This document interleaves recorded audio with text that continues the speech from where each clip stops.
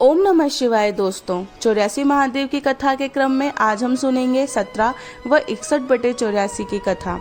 सर्वप्रथम 17/84 श्री अपसरेश्वर महादेव की कथा इस प्रकार है। कथाओं के अनुसार नंदन नामक वन में एक बार राजा इंद्र अपनी सभा में दिव्य सिंहासन पर बैठे थे और नृत्य देख रहे थे। इंद्र ने वहां अप्सरा रंभा को विचलित होकर देखा और क्रोधित हुए और कहा कि भूल करना मनुष्य की प्रवृत्ति है, लेकिन देवलोक में यह क्षमा करने योग्य नहीं है। फिर उन्होंने रंभा को कांतिहीन होने का श्राप दे दिया और पृथ्वीलोक पर भेज दिया। पृथ्वीलोक पर गिरते ही वह बहुत रोने लगी और उनके साथ उनकी सखियां भी वहां आ गई। तभी वहां नारद जी पहुंचे और अप्सराओं को विलाप करते देख आश्चर्यचकित हुए। उन्होंने अप्सराओं से उनके विलाप का कारण पूछा। प्रत्युत्तर में उन्होंने अपना पूरा वृतांत सुनाया। अप्सराओं की बात सुन नारद मुनि ध्यानमग्न हुए और बोले कि आप सभी महाकाल वन जाएं। महाकाल वन में हर सिद्धि पीठ के सामने एक दिव्य लिंग है, उसके दर्शन करें। उस लिंग की आराधना से आप सभी के समस्त मनोरथ पूर्ण होंगे। मेरे आदेश पर इसके पहले उर्वशी को भी उनके पति की पुनः प्राप्ति हुई थी।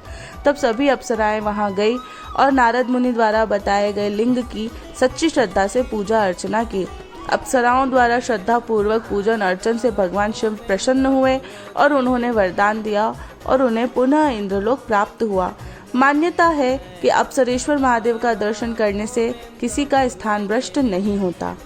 अब हम सुनेंगे 61/84 श्री सौभाग्येश्वर महादेव की कथा। काफी समय पहले आश्वाहन नामक एक राजा हुआ करते थे। राजा धर्मात्मा और कीर्तिवान थे। उनके राज्य में प्रजा सुखी रहती थी।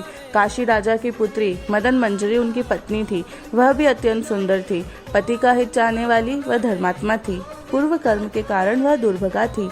राजा को वह बिल्कुल प्रिय नहीं थी। रानी के स्पर्श मात्र से राजा का शरीर जलने लगता था।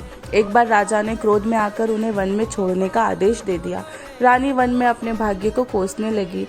इसी समय एक तपस्वी उन्हें नजर आए और रानी ने अपनी पूरी वता उन्हें सुनाई। तपस्वी ने ध्यान कर रानी को बताया कि तुम्हारे विवाह के समय तुम्हारे पति को पाप ग्रहों ने देखा, इसी कारण वह तुमसे प्रेम नहीं करते। तुम अवंतिका नगरी में स्थित महाकाल वन में जाओ और वहां सौभाग्येश्वर महादेव का पूजन करो। तुम्हारे पूर्व इंद्राणी ने भी यही किया। रानी वहां गई और भगवान का दर्शन किया। रानी के दर्शन मात्र से ही राजा को रानी का स्मरण आया और जमदग्नि से उनका पता पूछा। मुनि ने कहा कि रानी महाकाल वन में है। राजा वहां गए और उन्हें पाकर बहुत प्रसन्न हुए। राजा रानी के मिलन से उनका एक पुत्र भी हुआ, जिनका नाम व्रत रखा गया। जो भी कथा का श्रवण कर रहे हैं, भगवान उनकी मनोकामना पूर्ण करें।